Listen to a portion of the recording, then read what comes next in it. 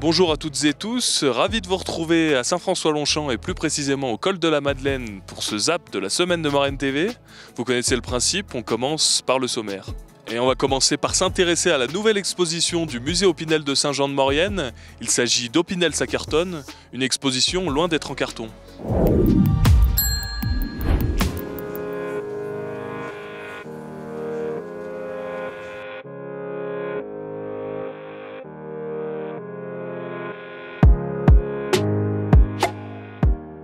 Alors c'est une exposition qui est finalement assez variée puisqu'on va évoquer l'histoire et la fabrication du carton, son utilisation de tout temps ou presque par Opinel. On va expliquer aussi pourquoi Opinel privilégie ce matériau par rapport à d'autres du type plastique par exemple. Et enfin on va également parler de la réutilisation et du recyclage du carton qui est du coup très intéressant puisqu'on peut notamment en faire de très belles œuvres d'art.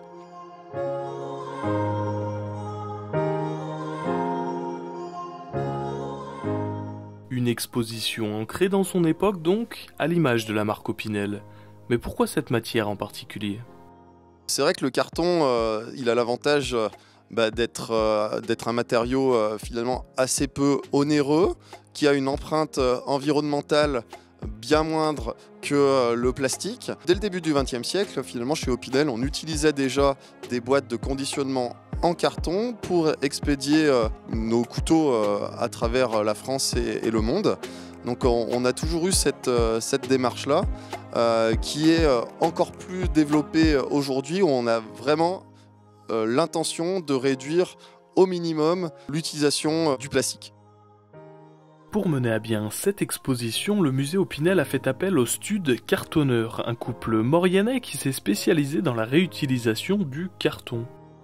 On a rencontré les Stud Cartonneurs il y a déjà quelques années.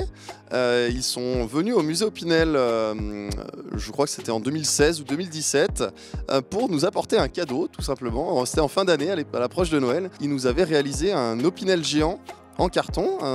D'ailleurs, c'est un couteau qu'on avait conservé au musée à cette époque. On le retrouve également dans l'exposition temporaire actuelle. Et ça nous a toujours donné l'idée de collaborer un jour avec eux. Et là, on les a d'ailleurs sollicités pour la création d'autres objets imposants et en lien avec Opinel, notamment une main couronnée géante, qui est le logo d'Opinel, mais aussi la réplique géante et articulée d'une forge, qui est l'endroit où on vient fabriquer les lames des couteaux. L'exposition est d'ores et déjà ouverte au public, en complément de l'exposition permanente. Elle le restera jusqu'au 9 mai, entrée libre et gratuite. Le nouveau festival Camp de Base d'Ossois s'est déroulé du 25 au 28 juillet dernier. Les femmes y étaient mises à l'honneur et notamment la guide de haute montagne et porte-parole des femmes Marion Poitevin, nous y étions. «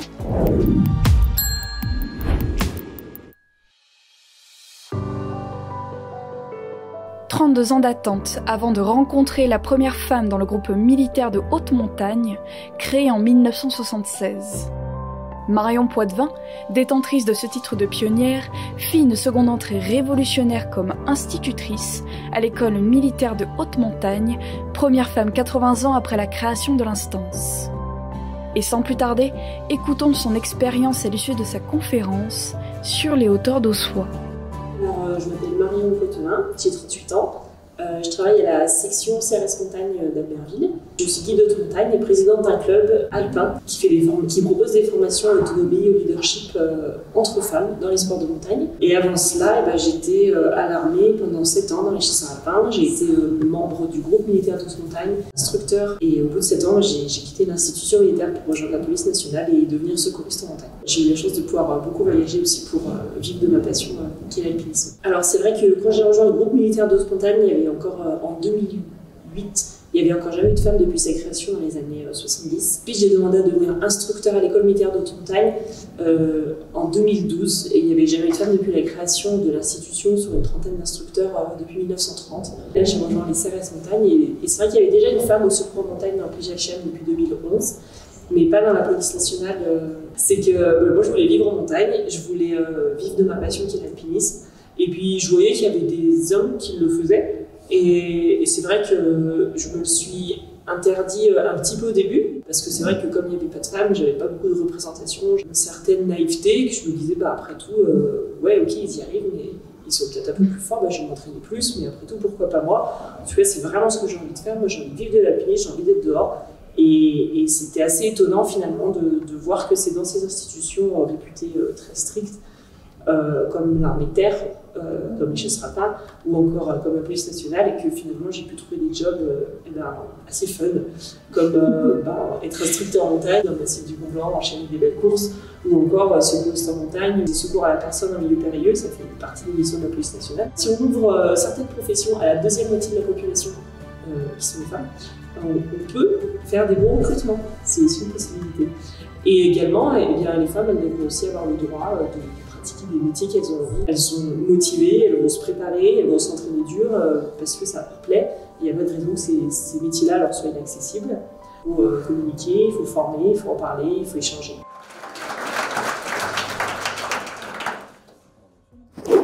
On retourne ici même à Saint-François-Longchamp pour le dernier sujet de la semaine. Il s'agit de nos invités de la semaine puisqu'ils étaient 3 à venir répondre à nos questions.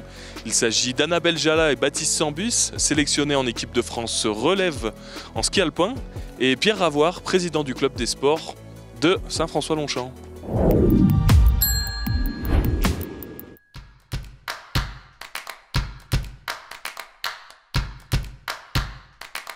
Bonjour à toutes et tous, bienvenue dans cette magnifique station de Saint-François-Longchamp.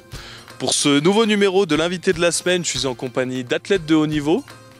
Donc Annabelle Jala, vous êtes née en 2003, vous avez rayonné à l'échelle nationale au point de vous classer première au classement du slalom et deuxième du géant l'année dernière. Baptiste Sambus, vous êtes né en 2002, vous êtes champion de France U21 du slalom et vice-champion de France des U21 en géant. Vous avez également fait vos premiers pas en Coupe d'Europe, donc vous avez pris le départ à 8 courses et vous avez également marqué vos premiers points.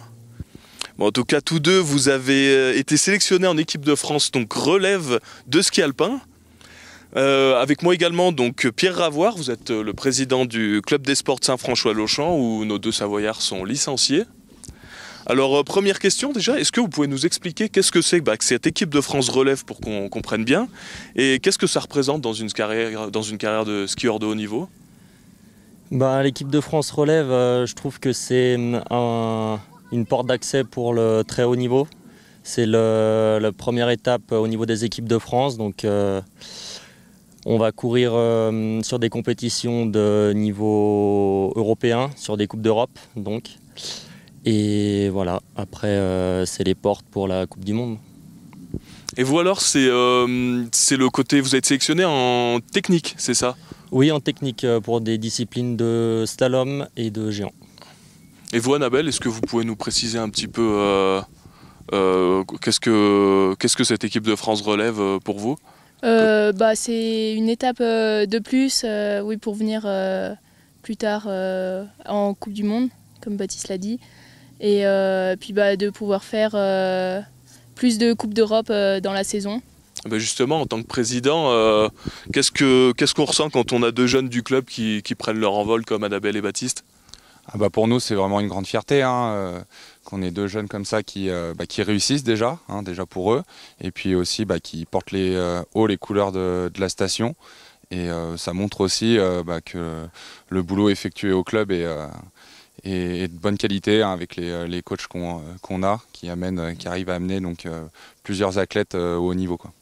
Justement, est-ce qu'on peut faire un petit historique de présentation du club des sports avec tous les champions que vous avez vus passer? Oui, et le club il a été créé en 1961.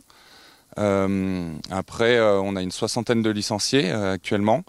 On a eu plusieurs athlètes qui ont été sélectionnés en équipe de France. Il y a eu Nadine Servonnet, Nicolas Zoll qui a couru en Coupe du Monde, Damien Ravoire, Marion Pellissier aussi qui a couru en Coupe du Monde, qui a fait un top 10 aussi en Coupe du Monde.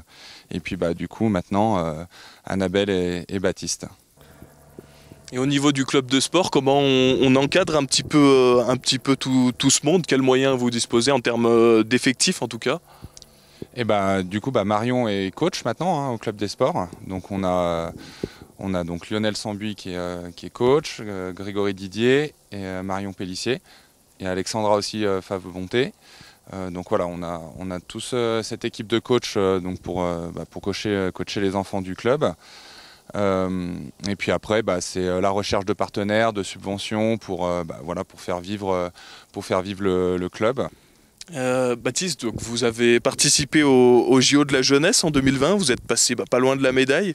Comment est-ce que vous allez vous servir de cette expérience pour la suite? Comment vous la gérez? Oui, bien sûr. En fait, c'est une expérience. C'est un grand événement quand même qui a lieu que tous les 4 ans. Donc oui, je m'en servirai pour la suite sur les prochains grands événements. Est-ce que, pour tous les deux, est-ce que cette sélection, elle modifie quelque chose dans votre façon d'aborder la saison qui arrive? Est-ce que c'est une pression en plus? Est-ce que c'est au contraire? Non, je trouve que ça change pas l'implication et tout ce qu'on met dans nos entraînements et pour les compétitions, mais après j'ai l'impression que les entraînements sont plus encadrés avec la Fédération française de ski, donc voilà, c'est juste ça. Après ça va pas changer la mentalité, je pense. Pour vous, dans les semaines, mois qui arrivent? Pour moi, là, tout l'été jusqu'à fin août, on est en préparation physique à Albertville. Et après, fin août, on part 4 jours en stage de ski à Saas-Fee, en Suisse. Et ensuite, le 6 septembre, on part à Ushuaia, en Argentine, pour 3 semaines. Et c'est le même programme pour vous deux? Qu'est-ce qui change pour vous, Baptiste? Non, les groupes... pardon, je vous ai coupé. Mais non, les groupes n'ont pas la même organisation. Après, c'est un peu dans la même idée. Nous, on n'a pas du tout fait de ski de l'été. On fait que de la préparation physique. On skiera fin août. On part pareil pour 4 jours, mais pour skier en dôme en Belgique. Et après, on va partir dans l'hémisphère sud, en Argentine, mi-septembre, pour un stage d'1 mois avec une grosse préparation sur les skis là-bas. Pour finir, là, forcément, la question qu'on veut savoir, c'est est-ce qu'il y a un objectif défini pour la saison à venir, à court, à long terme? Les JO, par exemple, les JO 2026? Les JO 2026, c'est un peu compliqué, mais pour l'instant, non. Je vais me concentrer sur la Coupe d'Europe. Essayer de rentrer dans le top 30 pour gagner des dossards, partir mieux sur les courses. Et après, rentrer dans les 15 et après finir par faire un top 3, gagner le général voilà, pour accéder à la Coupe du Monde. Moi oui, c'est faire donc des top 30, top 20 en Coupe d'Europe pour avoir donc marqué des points, puis espérer participer au final des Coupes d'Europe. Et moi cette année aussi j'ai les mondiaux juniors, où c'est la dernière année où je peux participer. J'y avais participé la saison dernière. Donc là-bas, j'aimerais bien faire une médaille. Je mise surtout sur le slalom, mais voilà, et puis être bien placé en géant aussi. En tout cas, on suivra votre actualité avec attention. Merci d'avoir pris de votre temps précieux pour nous répondre. Et sur ce, je vous dis à bientôt sur les canaux Maurienne TV.